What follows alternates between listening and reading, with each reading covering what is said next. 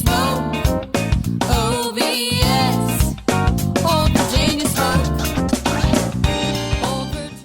My name is Luke Darnell, Pitmaster of Old Virginia Smoke BBQ, and I'm here to tell you about my new online class available at barbecuechamps.com. This is a 100% tell-all competition barbecue class from yours truly, available online. It is a masterclass with 34 high-definition tell-all online competition barbecue videos that can be watched anytime, and they do not expire. They are packed full of pro tips, techniques, and recipes that will show you how to take your barbecue to the next level. These 34 barbecue cooking videos total 7 hours and will show you everything that you need to take your competition cooking to a level that you never thought was possible. We've already heard from several teams that have bought our classes and have already seen success and gotten their first calls. So this is something that brings me a lot of joy in sharing my knowledge and seeing people be successful with it. So are you ready to take your competition and backyard cooking to the next level? What are you waiting for? Just go ahead and go to barbecuechamps.com and find Luke Darnell, Old Virginia Smoke. We hope you learn a lot and enjoy these videos and have as much fun cooking these recipes as we had making them. Welcome to another edition of Pitmaster, an Old Virginia Smoke podcast. My name is Luke Darnell, host of this podcast, and we have a special treat, a special end of season treat here, as we have two other prominent pitmasters here on the East Coast that are both been on the show a few times. They know how it works. And we're going to have a little conversation today about the end of the season and how we all think about that. And I have with me today Brian Corbett from Smokin Skullies. What's up, Scully? What's up, buddy? How are you doing? I'm great. I see you have your weekday attire on. You're all prettied up. Yeah, I got a button-up shirt. Yeah, looking good for a radio airwave podcast. Right on. And then we have Steve Dotson, the cookout coach from D Qued BBQ. What's up, my guy? Living the dream, brother. That beard is looking like you're ready for a West Virginia winter. Oh, you know it. You know, it's probably got another inch or two to go before it's done, but yeah, we're getting there. Right on, right on. So it's that magical time of the year where some of us will have, a month or two off of not cooking competition barbecue and get to look back and think about our year. I know when I look back at it from an Old Virginia Smoke perspective, I'm looking for what my batting percentage was in top tens and what it was in getting top tens in each of the meets. And that's how I really like to focus on whether we made progress from the year before. But also for me, a bigger thing is scores and categories. And one of the great tools in barbecue data is that it tells you your averages for each of the 4 meets for the year, and then you can go back and look at the previous year. So one of my goals always, and I know this is being really me-centric right now, but it's easy to start here, is I want all 4 of my meets to be an average over 170, which I think for an East Coast team is a good metric. Cooking in a different part of the country, there's people out there that say there's no bias and scores aren't higher elsewhere. They're incorrect. This happens. So I accomplished that goal in 2023. Everything is over 171 even, which if I go back to 2022 and look at barbecue data, similar numbers to actually last year was probably a little better. So it looks like I didn't do as well. Score-wise. But what are some of the things that you guys look at in terms of how you assess your year? I'll start, Steve, if you don't mind. So I agree with you, Luke. I look at the scoring average as well, and I think here on the East Coast, you hit the nail on the head. You want to average over a 170 in all 4 if you can. If you can't, that's fine. Like I'm looking at mine on barbecuedata.com and what a tool that is, but the only thing that's not above 172.7 is brisket, and then pork and chicken are in the 173s. But ribs for me are at 168.9. Now, we had a little brief discussion prior to the episode about smoke on the mountains. I got like a 147, so that certainly didn't help my batting average there in the rib category. But ribs for me, whatever reason this year, have just been a lower scoring category as a whole. And those scores are reflective of that. So on the East Coast, we can look at a score. In other regions, if you will, and they're not supposed, I guess people do say they're not different. They are. So I think by looking at your top tens, like you said in the very beginning of the episode, that is actually a very good measure without getting caught up in the score. Because I guarantee you there's some region right now in the United States, and I think the Northwest is traditionally a lower scoring region if you look at the averages. A 168 rib might be tremendous, as far as an annual average, and that person may have 80% top 10 finish, average over the course of the year with a 168. And, so you can look at it both those ways. They're going to tell the same story. It just depends on, I think, where you live of how you can evaluate that score versus top 10 or top 5 finish per category and overall. Yeah.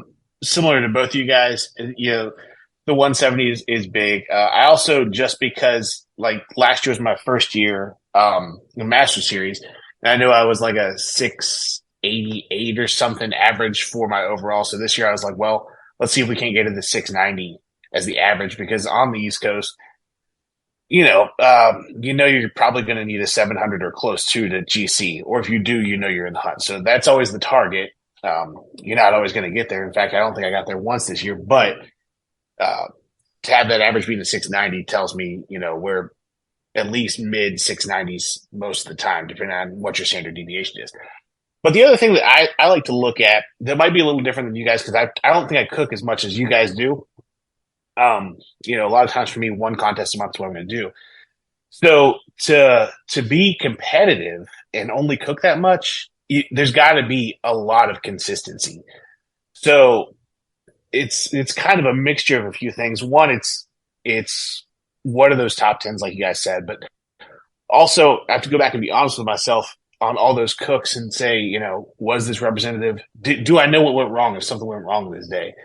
And if I do, all right, is that something that I can fix easily? And just look at how consistent we were, because you guys know that if you don't cook a lot, it's easy to get out of the groove, and then you got to get back in it. So if you can just turn it on, there are a few guys in competition barbecue that have had that throughout time. Like I think Chris Lilly, right? The guy cooks like 7 times a year, and he might come out and win one of those 7. And there are other guys that do that, and ladies that do that, but just that. Again, it's something you can measure, but it's also something you just kind of have to know. Am I being consistent, or have I fallen off the wagon on one of these meats? And that's kind of like how I like to gauge it. If I happen to get some grands or some reserves or whatever in there, fantastic. But if not, are we at least on track where we're at least level set and we can improve from there? Yeah. I mean, if I'm looking at the data here, right, though, Steve, you cooked 12 times this year? Yeah. And you were in the top 10 of them? Yeah. That's pretty amazing. That's a pretty amazing batting average, dude. It's okay, yeah. But in the vein, right? So I can tell you that those two were Lakeland and Smoke on the Mountain. Lakeland, of course, Dave Dick and I cooked together a lot this year, and those were both cooks that we did together. Both those cooks, there's nothing I would take back. Both of them were big contests. So you go back at that point and then, okay, well, did we look at the tables? How did we do on the tables? But again, are we honest with ourselves? If there's something we didn't score well in, right? It probably wasn't the table. It probably, how do we stack up against people on the table? If we were there with cooks that we know are good, great. If we beat them, awesome. That happened on the chicken table down in Lakeland. We won the table. We were on there with great cooks. It just wasn't the right table. That's okay. Smoke on the Mountain, however, I know those ribs and pork could have been better. It's just got to be honest with yourself. So all I heard there was the times that David Dick cooked with you, you did worse. No. I'm just kidding. You're gonna be so mad. I know. I enjoyed that one. But then it's funny because you also get a vibe from this stuff throughout the year. I have there's like 5 people in the world that after they've cooked, I talk to them after they're cooked. And you're both on that list of people. I know that I got to ask Brian how his ribs were. Like just inherently, I got to know. Yeah. And I'm always going to ask Steve about the big meats. Just even though he comes from the backyard, he beats the shit out of everybody in the big meats. So I don't quite get that other than he's just amazing. But it becomes those things, right? Where you're around people enough, but you know what questions you need to ask, especially if they're close to you. Mm-hmm. Yeah. Yeah, that's definitely 100% right. And, we've all drawn this comparison. It's kind of like golf, right? You want to know how those people did around you, but you also know that you're playing against yourself. And if you can't beat your previous best, somebody around us is going to on the East Coast. Right. That's right. No. And much like golf, like Luke and I play golf, and Steve, I don't know if you do or not, but if you got a buddy of yours that's playing and he's been putting poorly, a little bit more poorly than what he normally puts, but he's been driving it well. You see him and you didn't play with him, like, how'd you play today? How'd you drive it? Because you want to know how he's been doing what he's been doing really well, and then you say, how'd you putt today? Because you want to know if he's actually improved what he's been working on. And I think we all work on things in barbecue. You know what I mean? And the reason Luke asked me about my ribs, and there's a number of reasons, one of which is probably not lost on the fact that he beats me every time we go against each other. And that's really just his way. He's not really concerned about my ribs. He just wants to know before we go to awards how bad he beats me. That's not true. but he knows that's kind of been a point of contention for me this year, and he really is rooting for me, right? And because he knows it's been on my mind a whole lot. And I'm the same way with Luke and other people, Brian Turner, Matt Griner, Jason Hart. I mean, the list goes on with you see people like, how was this, how was that, and you're pulling for them because they're working so hard at something.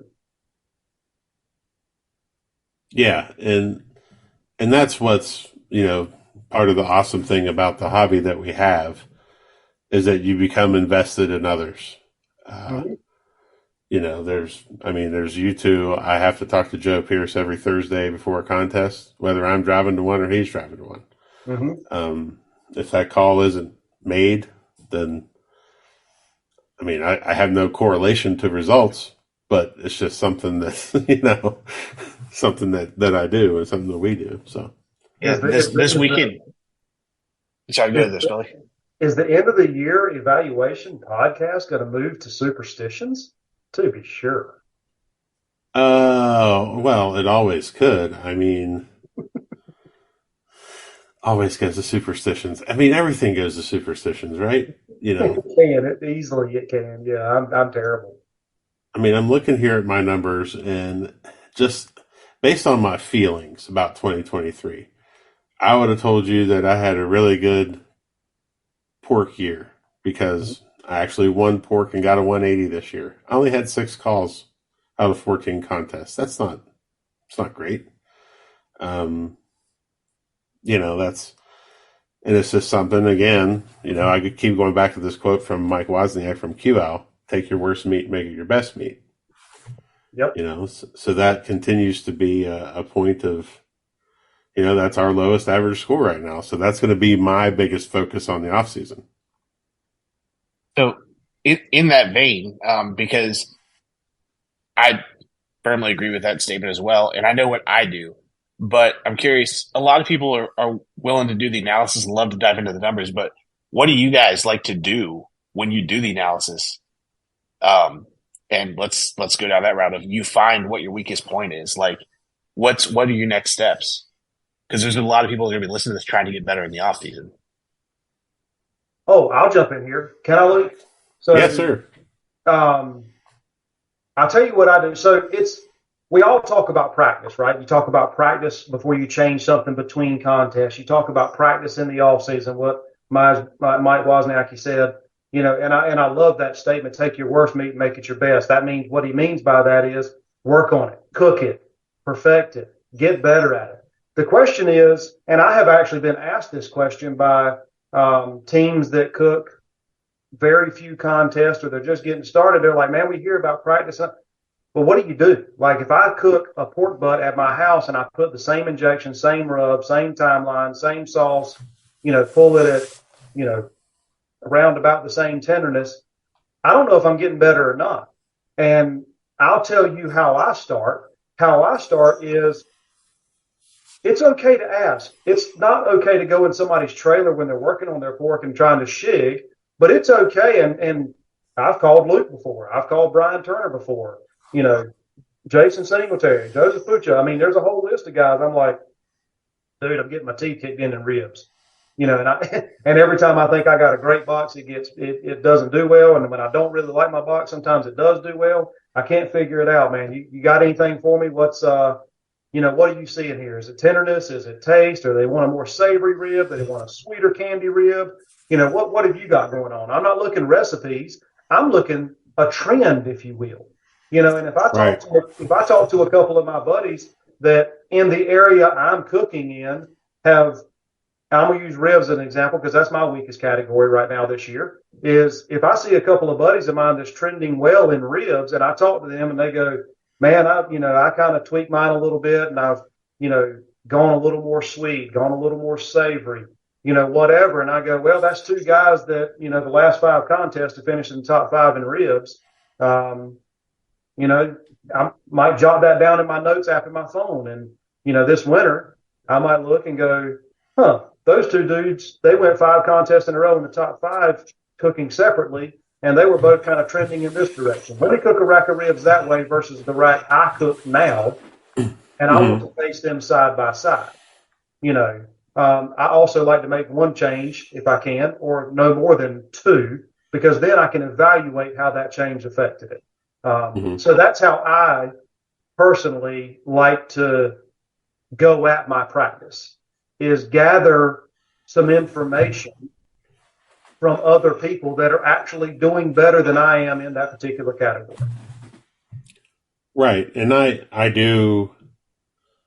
So been at this a while now, right? 11 years. So I'll look at pork and I'll go back through all of my class notes that I've taken and look for common denominators, look for things that maybe I used to do that I don't do anymore, or things that I've added that I don't need.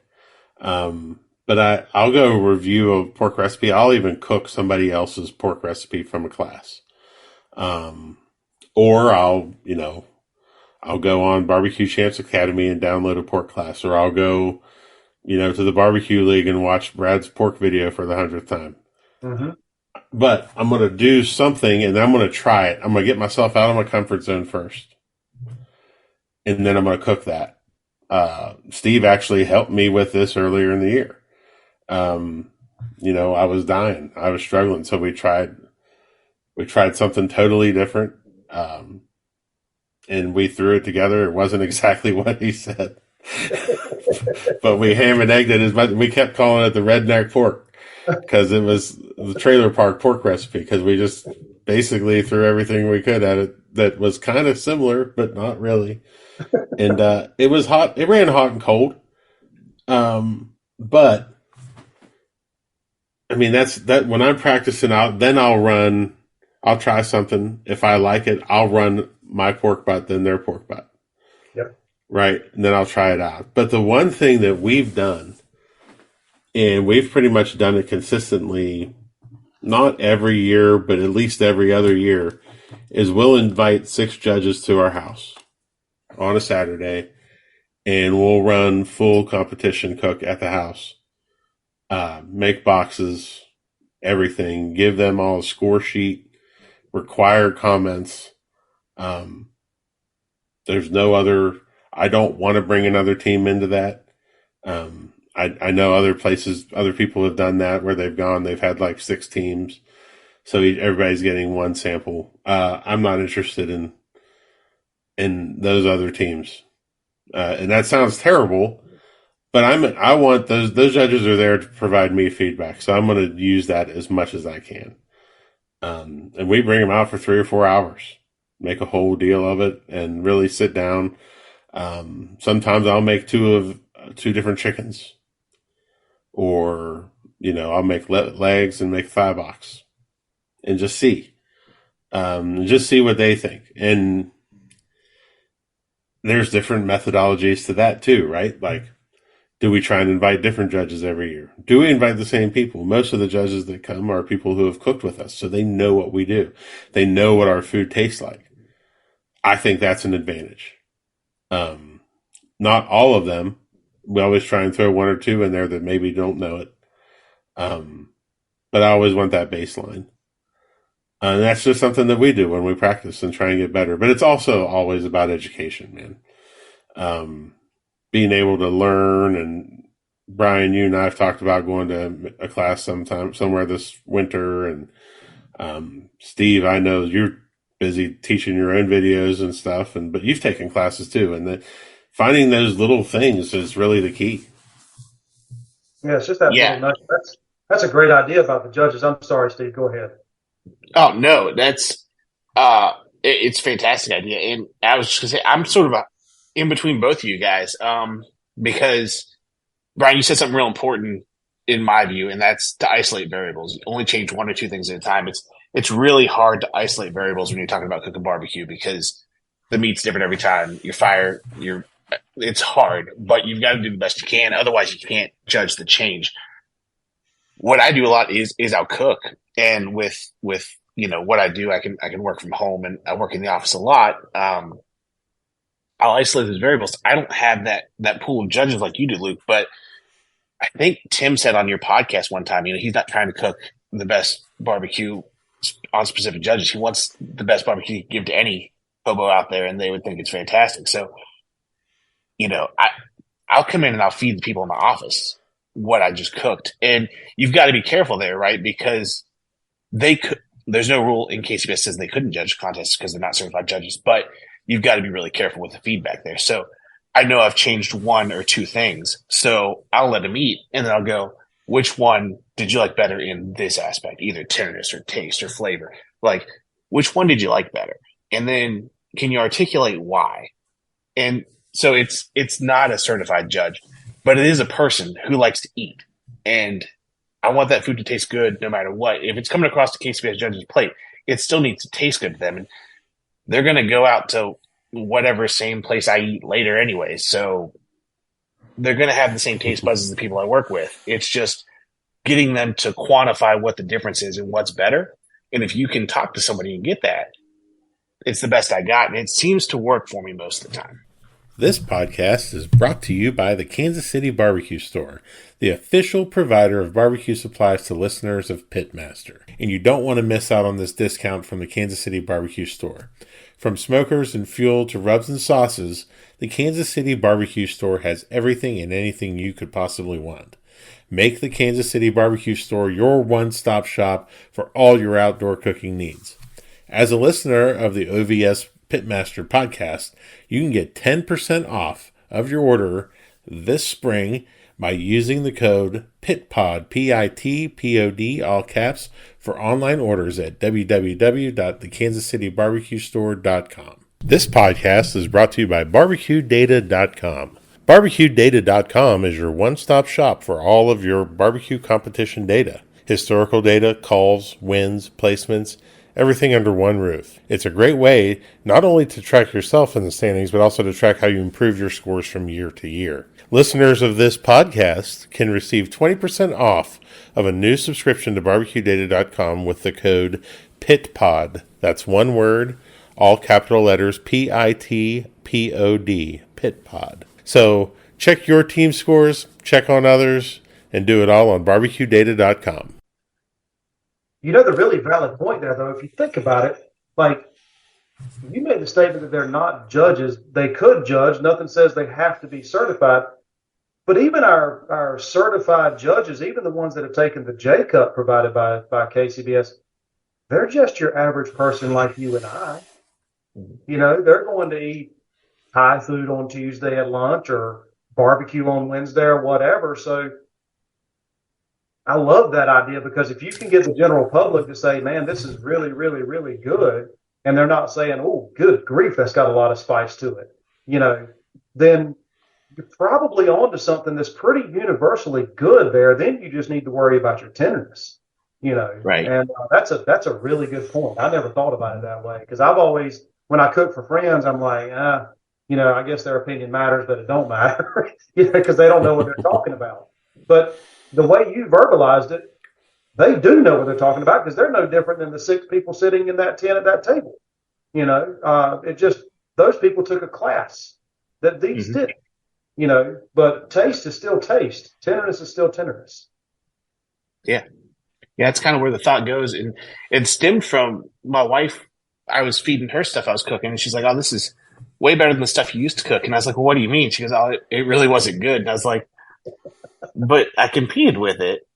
And I got to think about it. I was like, "Well, she didn't like it. Why did they ever take it to a contest?" And so it's like, well, let's just try the normal people train and see if normal people think this is good barbecue or not, and start there.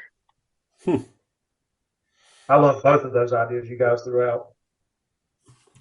Yeah, I like Steve's idea. It's something that I've always discounted. Same here. But it's important. But we're at the same time, you have to remember we're all ruined by what we do.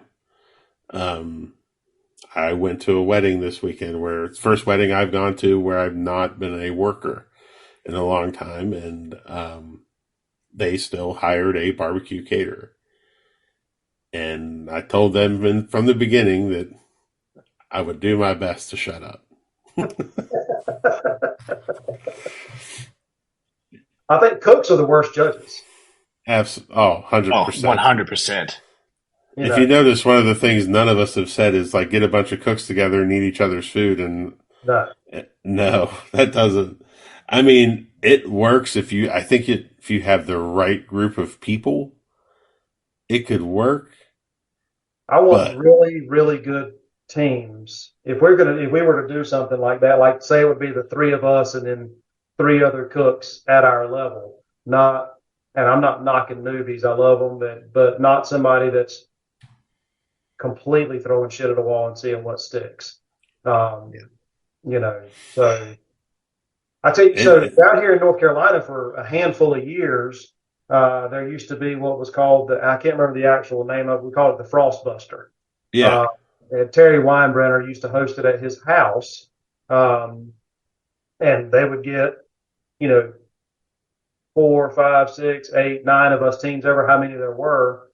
And we would go to Terry's house, set up your rigs, whatever the case may be, and cook all 4 categories. And he would bring in certified barbecue judges. And the judges, when it was chicken time, the turn-ins, I think, were an hour apart instead of the normal 30 minutes, but because you wanted that extra allotment of time. So when it was chicken judging time, all the cooks, the pitmasters, would be able to go into the room with the judges. That's a great idea. From the box, the time the clamshell was opened. So you're seeing how it all works. You're seeing their facial expressions. And then as they were judging it, instead of them just writing down scores in a comment card, they did that as well. They also talked to us about, they didn't know whose entry was whose, just like they do at a KCBS contest. But they would be like box number 17. That chicken was flavorful, but it was dry. Like it had been overcooked, and there was just the texture of it was terrible because it was so dry. And so we didn't tell them who was who. We were instructed to stand in the back and just, your box number 17, you just listen. And then you could actually make those notes and make those changes. That was really cool. So if you could put something like that together with 3 or 4 teams and bring in 8, 9, 10 judges, I think you could get some good information there. No, I agree. I also think it helps to keep a great relationship between judges and cook teams. Sure. There becomes a camaraderie there. We have to have us both. Do we? You can't have contests. Just kidding, everybody. Just kidding. You can't have contests without cook teams, and you can't have contests without judges. So that's true. Yep.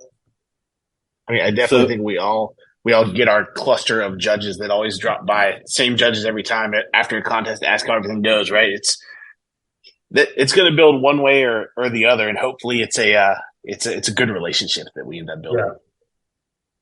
Yeah. Absolutely.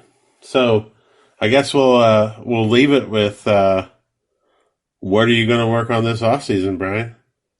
I'm going to work on ribs. Obviously, that's my worst meat, so I'm gonna work on a couple of things there. And I think simplicity is my goal right now.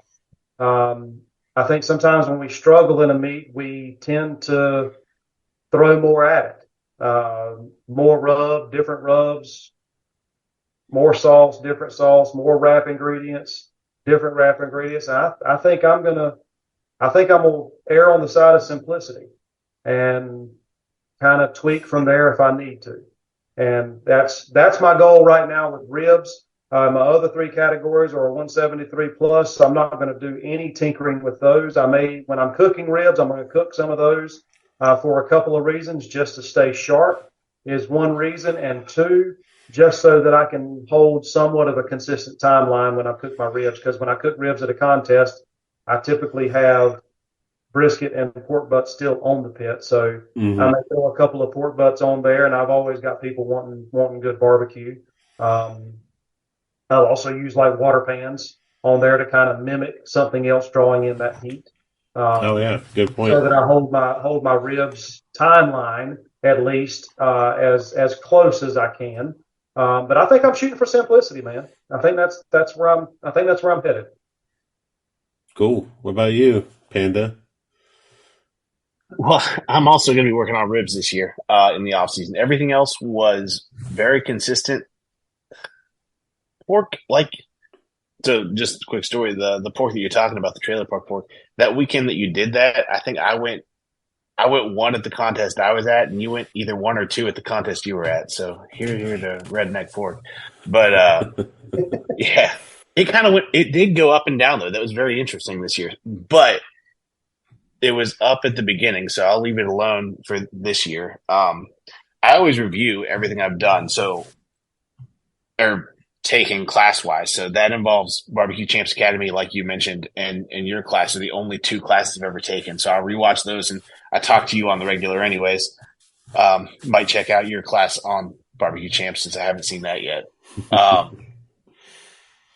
review that stuff. Like Brian said, keep it simple, because if something falls off the rails, usually you start to add something to it, or you took something away, or you change something in how you cook it.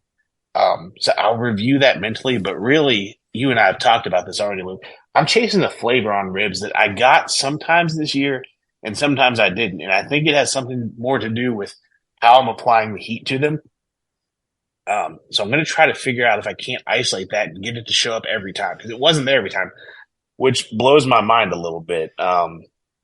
That goes against the consistency thing we just talked about. So that's kind of what I'm trying to find, is that consistent flavor on those ribs, which is something you always tell people, never chase the flavor, but it was like a unicorn. It was there sometimes, and sometimes it wasn't. So that's my goal, is to find that and figure out where it was going and figure out how to keep it around. Right. And I think I should revise that. I mean, I recently got to eat competition food that kind of blew me away. And, it's how can I transition to what I think is a really solid program right now? How can I work on it to get, especially pork, right? Because it's been, if you go to barbecue data, I mean, we've won chicken 19 times. We've won ribs 18 times. We've won brisket 14 times. We won pork 7 times. That's just not going to win you a lot of contests. As the meats go from smaller to bigger, the point differential usually spreads out between the haves and the haven'ts. And if you're not scoring high in those bigger meats, it's going to be harder to win contests. And that's the ultimate goal. So I've started putting together all my notes and going back and rereading a bunch of stuff and trying to recreate this pork I gave Brian earlier in the year at Pinehurst. And you should that recreate that. that was the redneck pork. I've never rendered Skully speechless with a piece of meat before. And I did that day. Yeah. Mm-hmm. Yeah, and he finished second, and it was either first or second. I called it. I was like, it's either one or two. Yeah. I mean, he just looked. If it's not one, they got it wrong. He looked at me and just walked out of the trailer. I was like, what? Why? What'd I do? Did I fart?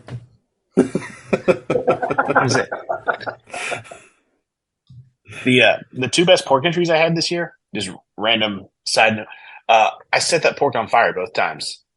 Like, literally burnt the fat cap off of it on accident. Had to rip it off before it got wrapped.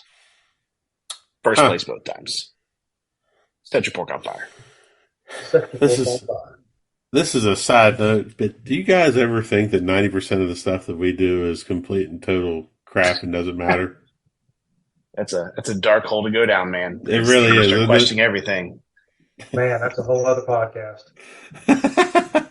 Cool. Well, we'll leave that one for the mid-season when everybody's bored and on social media complaining about everything.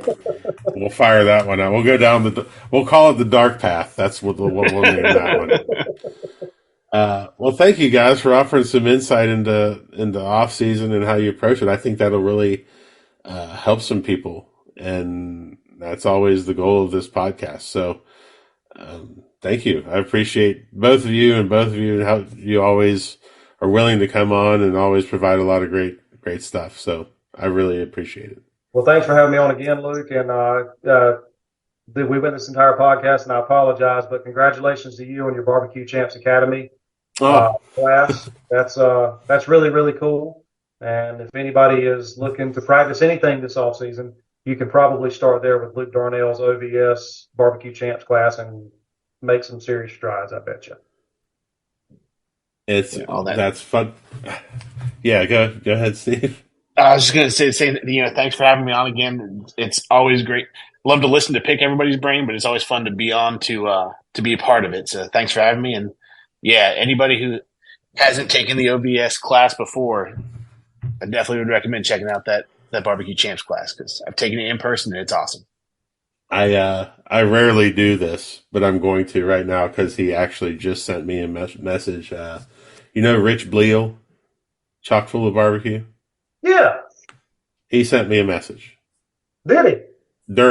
While we were recording this, and said, after watching your class, your online videos, and using your ingredients, we got our best ever call in brisket in Currituck this weekend. They finished third, I think. Third or fourth in brisket. Third. This weekend. Yeah. Yeah. And I'm not offering that up to brag or to sell. That shit makes me happy. Oh, dude, it's incredible. Yep. That somebody took my knowledge and did good with it and felt to send me a message. That just brings me joy. So and Rich and Toby, his stepson, they're fantastic. They're great people. Yeah, fantastic. Yeah, yeah. So that's always awesome to hear, man. That makes me, and I've gotten a few comments like that, and they're all they make me smile more than anything else could. So, all right, guys. Well, we will catch up again this winter. Again, we'll save it for whenever everybody's going off the rails about something. We'll come and talk about the dark hole. Thanks a lot, guys. All right. Thanks guys. Bye. Thank you for listening to Pitmaster, an Old Virginia Smoke podcast. Be sure to subscribe and like the podcast, rate the podcast, and to share it out with all your friends. Also, be sure to check out the Old Virginia Smoke YouTube channel as well. Tune in next week for another great episode of Pitmaster. For companies interested in advertising, please contact Old Virginia Smoke directly via www.oldvirginiasmoke.com. Pitmaster, an Old Virginia Smoke podcast, is edited by Chris Sedenka. Pitmaster, an Old Virginia Smoke podcast, is a property of Old Virginia Smoke, LLC. All rights reserved. Old Virginia.